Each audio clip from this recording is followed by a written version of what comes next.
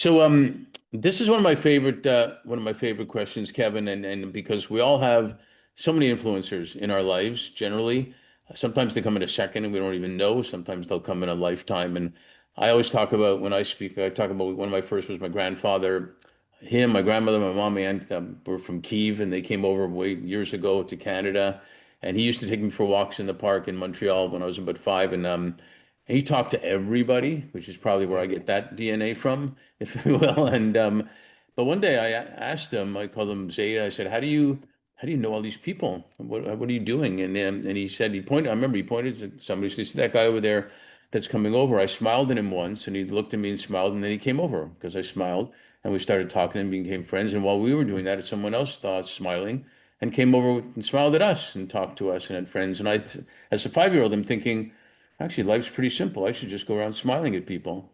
And then you get older, you start complicating it, but you don't have to because even that influences pretty significantly, physiologically, psychologically, all sorts of stuff. But with that said, I know there's plenty. Could you share maybe two or three people that have been influential in your life?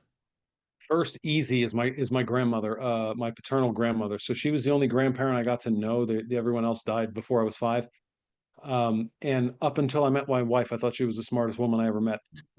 And she was a depression baby, born in 23, then World War II, which is what my grandfather was in, and all that. And I mean, so I always stayed incredibly close to her. I remember being 12 years old, going over to her house every night at 7 o'clock to watch Yankee games. And, of course, she had all the grandmother treats and everything. But I mean, she just taught me a lot about people and and just a lot about life. She was very open. She was very honest.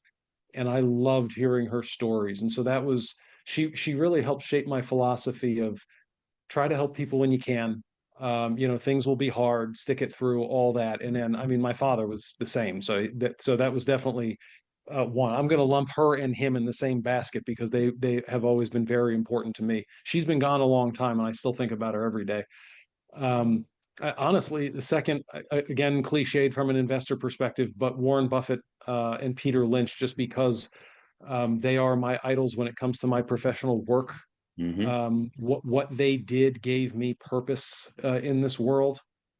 So those are definitely, let's say, two to four people, however classify it right there. And I always say I have a third idol. My third idol is Lawrence Taylor because I'm a Giants fan, and he was the greatest defensive player of all time. So just wish I was a little older to remember him better. But just that tenacity and that I'm going to do whatever I have to do to get it done. That.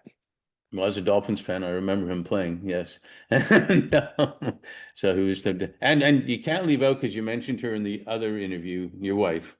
Of course, yes, without saying, so to speak. So yeah, put her in the first basket.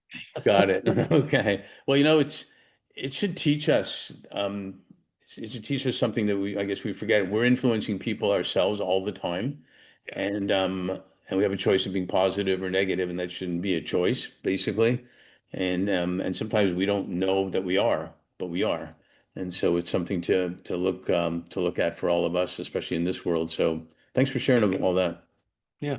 No, my pleasure.